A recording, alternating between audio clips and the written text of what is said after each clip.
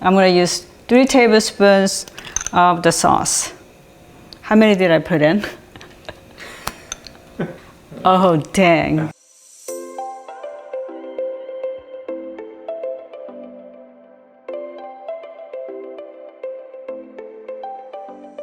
Hello guys, welcome to Korean Japchae. Let's make some japchae today. Stir-fried starchy noodles with beef and vegetables. It's a classic dish that we always have on traditional holidays and special occasions, but you know it's good any time of year. People often think that japchae is hard to make because it involves quite a few ingredients that are cooked separately. But to make it easy for you, I've streamlined the cooking process. Let's get started. The first thing we should do is have everything ready to go. Trim, peel, wash, and have them in front of you. This actually is a cooking 101 basics that applies to every dish, but I am actually guilty of not doing it myself sometimes. We're going to julienne the carrot, about 2-inch long pieces.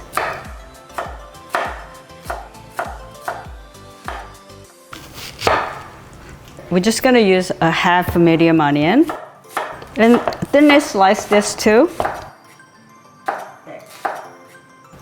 This is a scallion. Cut this in half lengthwise. You can always do this way too. Okay, and 2 inches again. What happens if some of them are shorter than 2 inches? Nothing, it's fine. Next, mushrooms. Adjust the amount of vegetables to your preference. You can use a little more onions if you want, and a little less mushrooms if that's what you want. It's really flexible.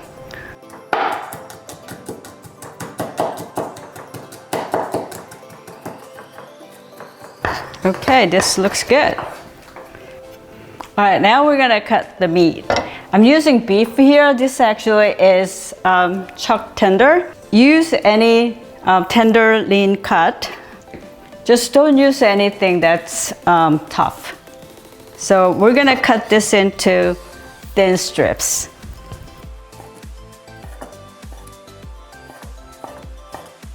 Okay, everything is cut now. I'm gonna start boiling some water for the noodles.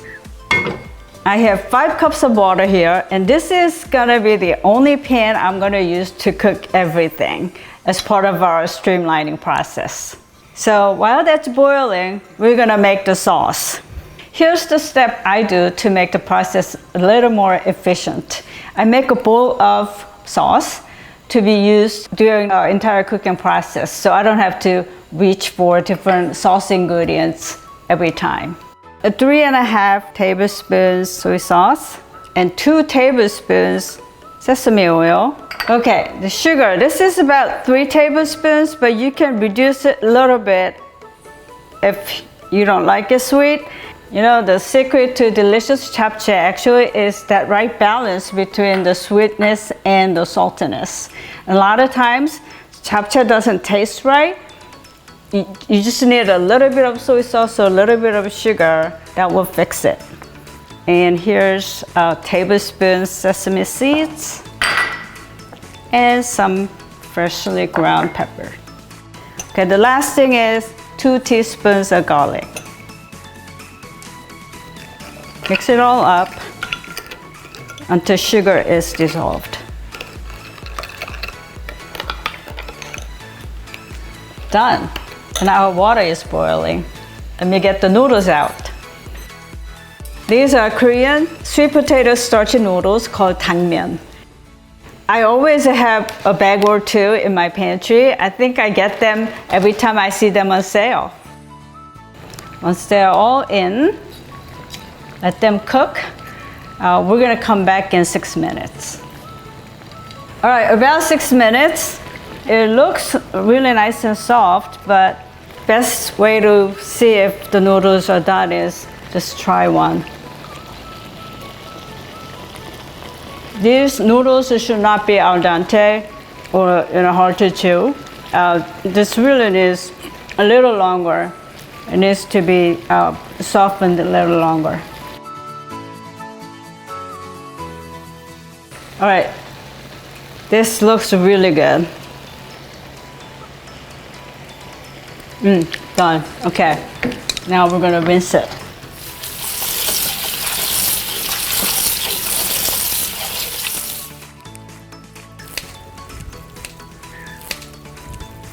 While the noodles are draining, we're gonna boil some water again. This is just a little bit, about 2 cups, because it really doesn't take much to blanch the spinach. Again, in the same pan. Okay, the noodles are nicely drained. So remember that sauce we made? We're going to season the noodles with 3 tablespoons of the prepared sauce. And then just mix it all up. All right, we're gonna just let it sit there and while we're blanching the spinach. Okay, water's boiling. Let's add some salt and put the spinach in. Just until spinach is all wilted. Just put in the cold water to stop cooking. All right, so get them out and squeeze the water out. And then run the knife through a couple of times. That's it. And just season lightly with the salt. Okay, now all we have left is just stir fry everything up.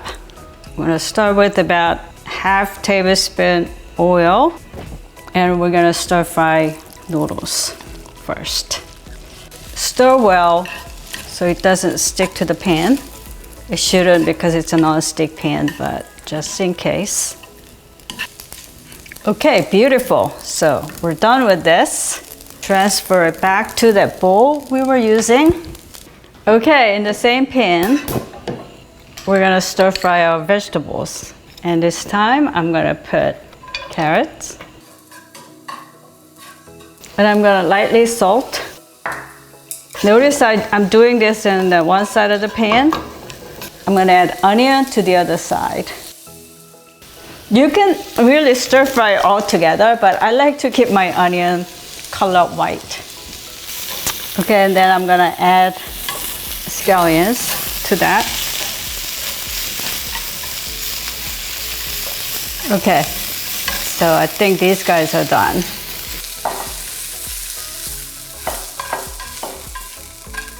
Now we're going to cook meat and mushrooms together. Here's our meat and mushrooms. And this time I'm gonna add the sauce, 2 tablespoons. So traditionally Korean japchae ingredients are cooked separately to preserve the texture, color, and its flavor. So I try to maintain that by dividing them up, but combined a couple of things together here to the extent that I think it's okay to do it. I think the meat and mushrooms can be cooked together without compromising anything. Yeah, this is done. We're gonna turn it off. Now, time to put it all together. All right. Here goes our meat and our spinach. The last thing is the remaining sauce. This will bring everything together. I'm gonna get in there, mix it all up. You can use your kitchen glove, but I'm just gonna do it with my hand. Ah, the sesame oil smells so good. Well, so the moment has arrived. We're gonna try it and see if we need to adjust the seasoning.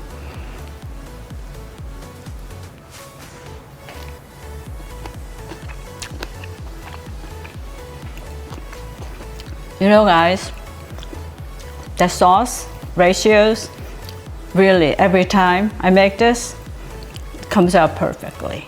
But adjust it to your taste.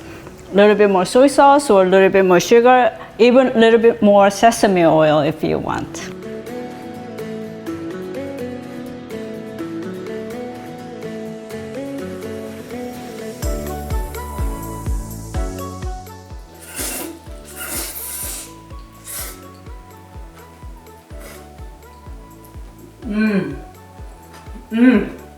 The chewy, bouncy noodles are nicely paired with thin strips of beef and colorful vegetables in a nicely balanced sweet and savory sauce.